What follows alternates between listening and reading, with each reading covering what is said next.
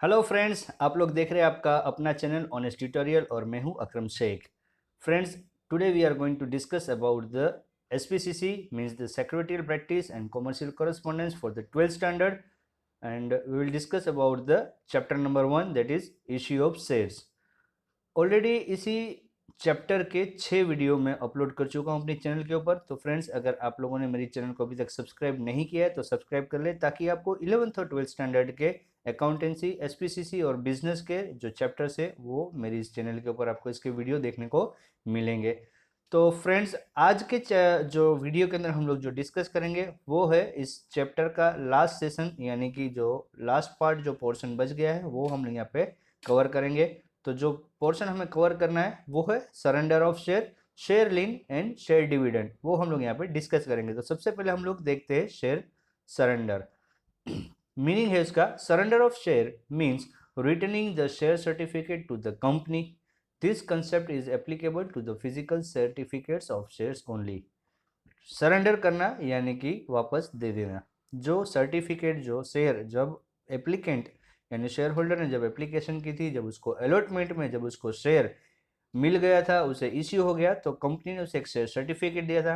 अब जब ये वापस देना चाहता है तो इसको बोलते हैं सरेंडर, यानी कि शेयर होल्डर वो सर्टिफिकेट अगर कंपनी को वापस जमा करवा देता है तो इसको बोलते हैं सरेंडर ऑफ शेयर्स।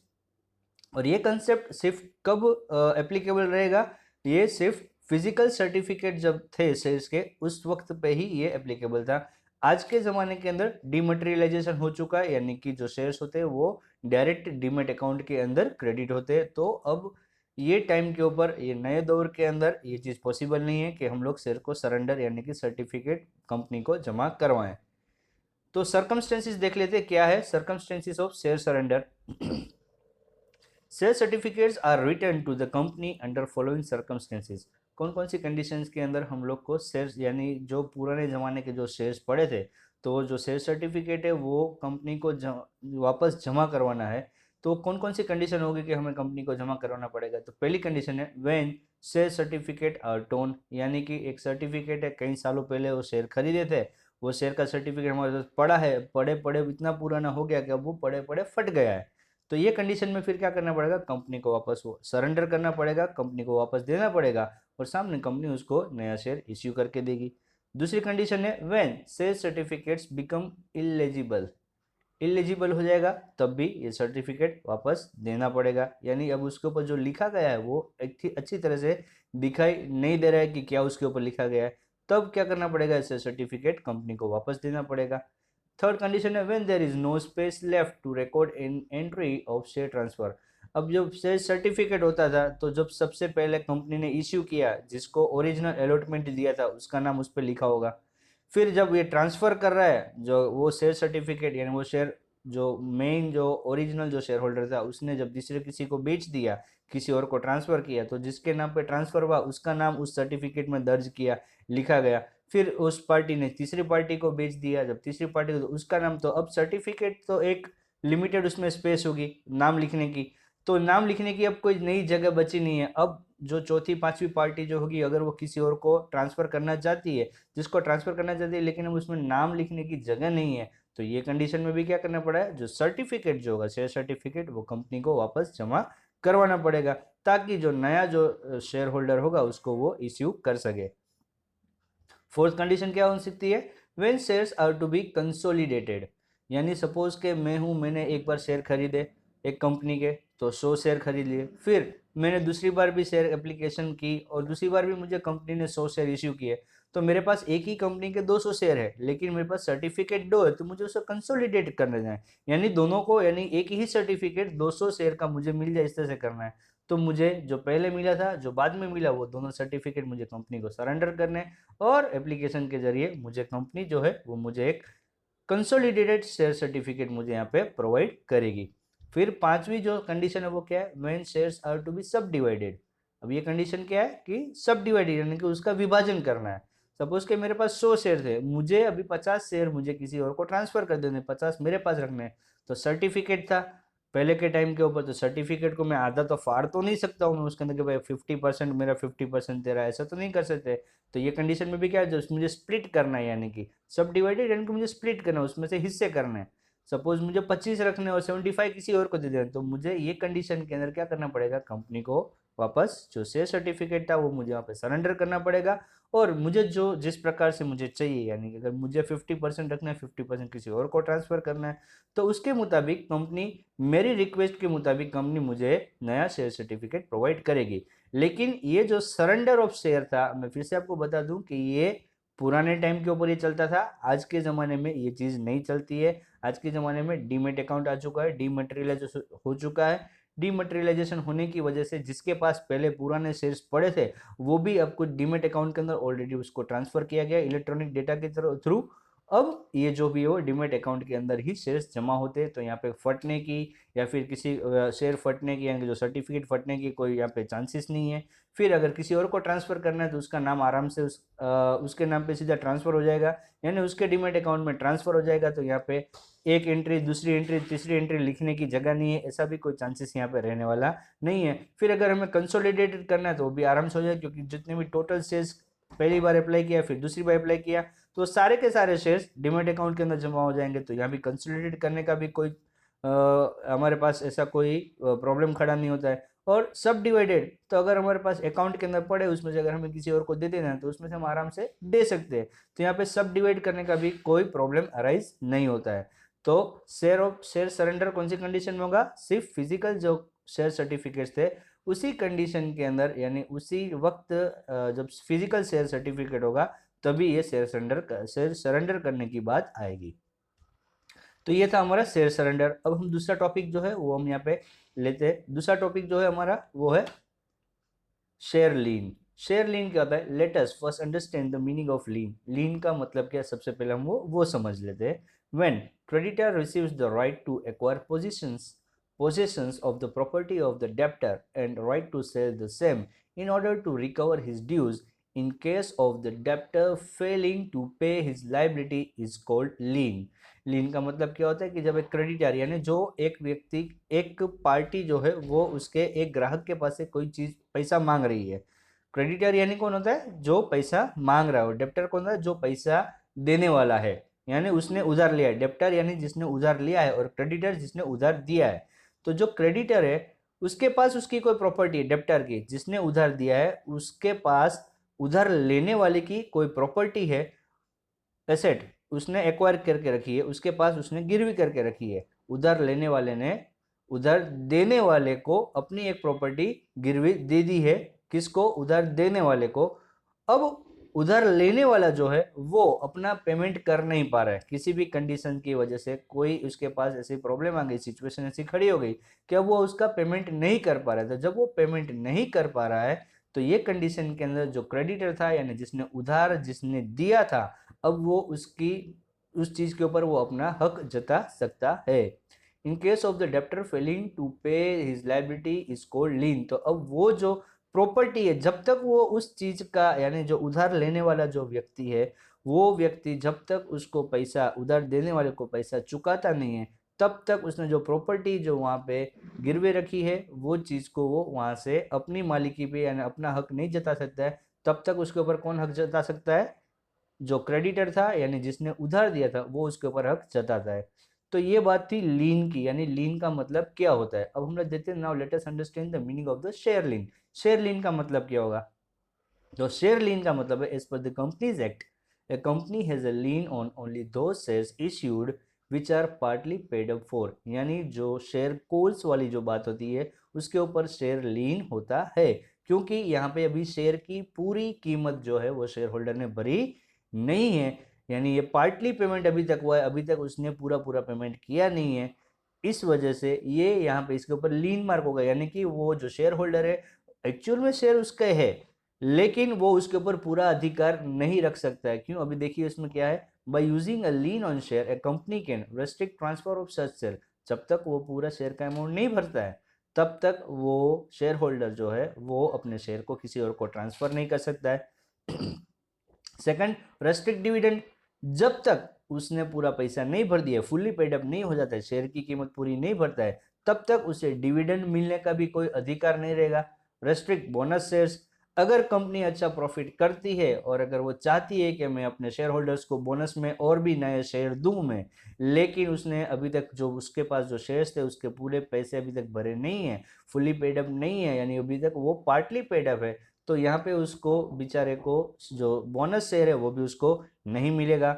और फिर जो चौथा पॉइंट है वो है रेस्ट्रिक्ट राइट टू वोट, जब तक शेयर होल्डर अपना पूरा पेमेंट नहीं कर देता है कंपनी को तब तक उसे वोटिंग का अधिकार उसे नहीं मिलेगा। तो इसे बोलते हैं शेयर लीन। शेयर लीन के कितनी कंडीशन है फ्रेंड? 4 कंडीशन भी है।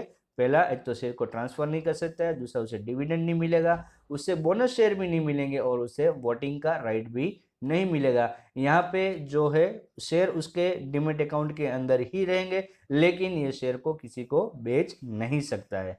तो ये हो गया शेयर लीन। और अब हम इसी चैप्टर का सबसे लास्ट पॉइंट जो है वो हम लोग यहाँ पे डिस्कस कर लेते हैं, जो है शेयर डिविडेंड। शेयर डिविडेंड मैं आपको एकदम शॉर्ट में पहले बता देता हूँ कि जो शेयर डिविडेंड होता है, जो कंपनी जो प्रॉफिट अर्न करती है, प्रॉफिट अर्न करने में जो अर्न किया है उसमें से टैक्स पे करती है, और टैक्स पे करने के बाद उसके पास जो प्रॉफिट बचता है उसमें से वो अपने शेयर होल्डर्स को कुछ परसेंट जो है वो एज ए डिविडेंड अपने शेयर होल्डर्स को देती है, ताकि शेयर होल्डर्स जो है उन्होंने इन्वेस्ट किया कंपनी के अंदर तो उन्हें कुछ रिटर्न मिलना चाहिए, इसलिए कंपनी उनको शेयर डिविडेंड पे करती है। A company pays tax at the end of the year out of the profit earned for a year. A company सबसे पहले जो साल जब खत्म होता है जो प्रॉफिट अर्न किया उसमें से सबसे पहले क्या पे करती है? टैक्स पे करती है। The amount of profit left after the payment of tax is called divisible profit. जो टैक्स भर लेने के बाद जो प्रॉफिट बचता है उस प्रॉफिट को बोला जाता है डिविजिबल प्रॉफिट, यानी अब वो प्रॉफिट के उसमें से बांट सकते हैं। A certain amount of divisible profit is retained as a reserve by the company. जो प्रॉफिट टैक्स भरने के बाद जो बचा था उसमें से कुछ कीमत जो है, कुछ अमाउंट जो है वो एज ए रिजर्व यानी कि स्पेयर में अपने बिजनेस को डेवलपमेंट या तो फिर बिजनेस की कोई अनसर्टेनिटीज को मैच करने के लिए रिजर्व के अंदर वो अमाउंट को रख देते। The remaining profit is distributed among share holders and it is called dividend. और जब रिजर्व में भी पैसा रख दिया उसके बाद भी जो पैसा बचता है वो पैसों में से फिर अपने जो शेयर होल्डर्स है वो शेयर होल्डर्स को वो यहाँ पे करते हैं, और जो शेयर होल्डर्स को जो प्रॉफिट में से जो पेमेंट किया उसको बोला जाता है dividend. Thus, dividend means the share of divisible profit distributed by the company among its shareholder on the basis of paid up share capital on shares held by them in form of cash or share or in any other form। यानी यहाँ पे बताया गया कि divisible profit जो था उसमें से यहाँ पे डिस्ट्रीब्यूट किया गया, जिसके पास जितनी कीमत की शेयर होंगे उसके मुताबिक अकॉर्डिंगली उसको उसका हिस्सा मिलेगा ये प्रॉफिट के अंदर से। अब ये प्रॉफिट के अंदर एज ए डिविडेंड जो पे करे वो चाहे वो उसको कैश में दे, कंपनी जो है वो शेयर होल्डर को चाहे डिविडेंड तो वो कैश में देगी, या फिर उसको उसके वो अमाउंट जो उसको प्रॉफिट में से जो उसको अमाउंट देना था उस कीमत का उसको शेयर भी दे सकती है, या फिर किसी और फॉर्म में भी इसको ये डिविडेंड यानी डिविडेंड किसी और तौर के ऊपर भी दिया जाता है, शायद उसको कोई एसेट भी दे सकते हैं। Here it is important to note that as per the Indian Contract Act, dividend can be paid only in cash।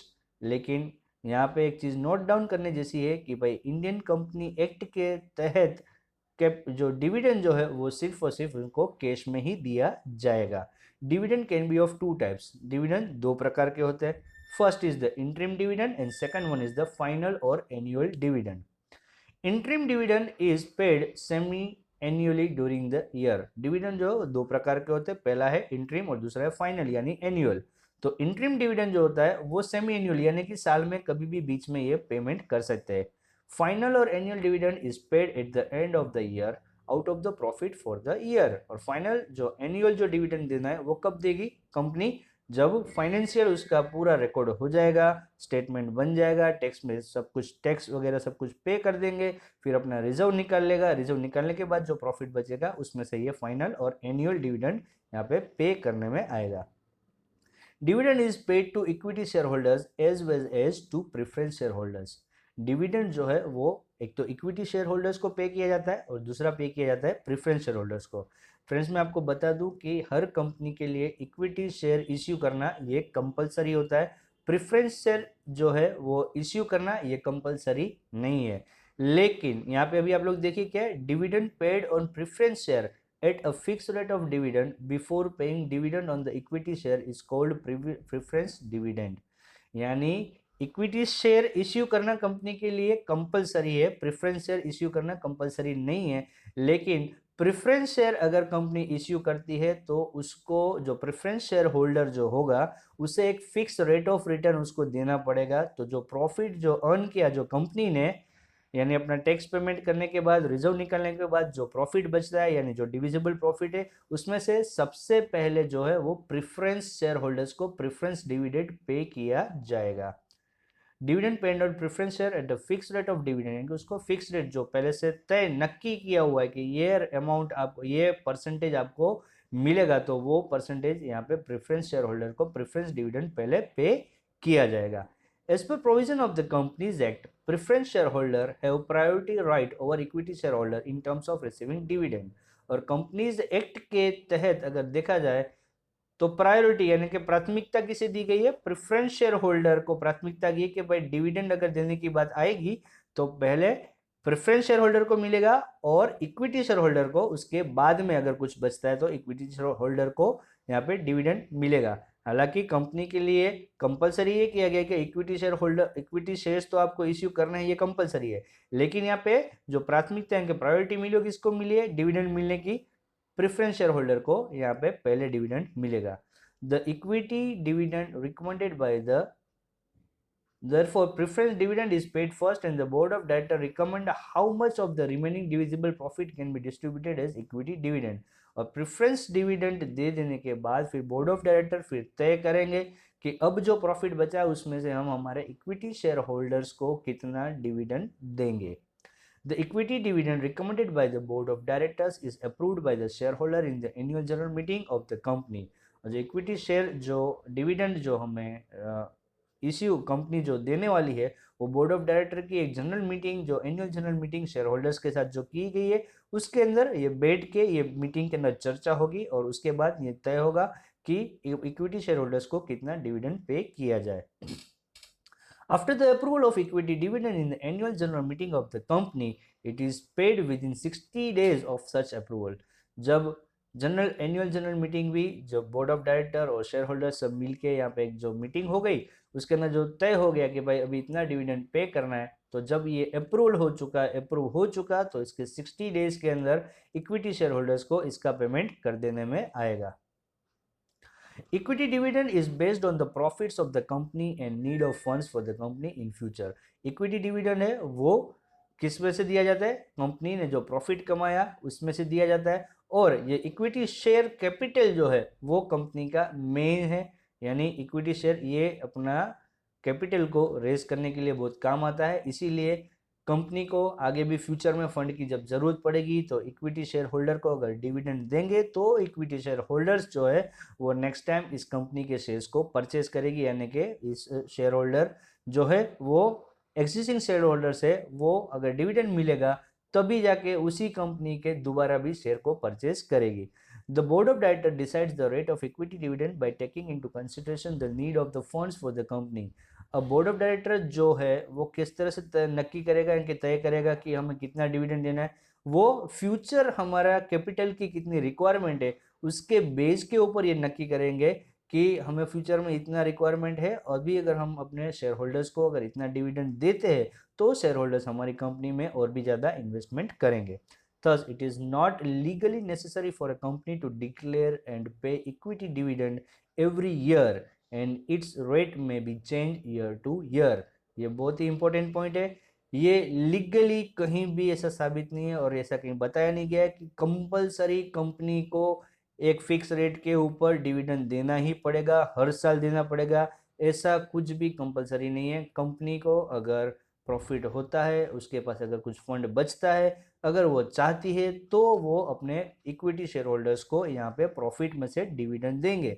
यहाँ पे कोई चीज़ का कंपलसरी नहीं है कि आपको हर साल देना पड़ेगा या इतने सर्टेन परसेंट आपको हर साल देना पड़ेगा, ऐसा कोई फिक्स नहीं है। तो इक्विटी शेयर होल्डर जो है वो उसको डिविडेंड मिलता है, डिविडेंड सबसे लास्ट में मिलता है। कब मिलेगा, पहले टैक्स पे होगा, टैक्स पे करने के बाद रिजर्व निकलेगा, रिजर्व निकालने के बाद प्रेफरेंस शेयर होल्डर को डिविडेंड दिया जाएगा और प्रेफरेंस शेयर होल्डर को डिविडेंड देने के बाद अगर कुछ प्रॉफिट बचता है तो कंपनी और बोर्ड ऑफ डायरेक्टर सब मिल के बैठ के ये लोग डिसाइड करेंगे कि फ्यूचर में हमें और कितना रिक्वायरमेंट है फंड की, उसके अकॉर्डिंगली ये लोग इक्विटी शेयर डिविडेंड जो है वो डिक्लेयर करेंगे।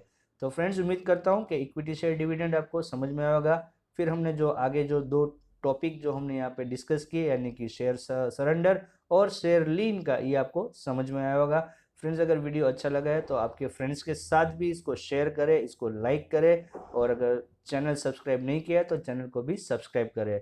तो अब नेक्स्ट वीडियो के अंदर हम लोग एसपीसीसी 12th स्टैंडर्ड का सेकंड चैप्टर जो है वो हम लोग डिस्कस करेंगे। यहाँ पे आपका जो पहला चैप्टर है वो यहाँ पे कंप्लीट हो चुका है। ओके फ्रेंड्स, मिलते हैं दूसरे वीडियो के अंदर, तब तक के लिए बाय बाय, टेक केयर।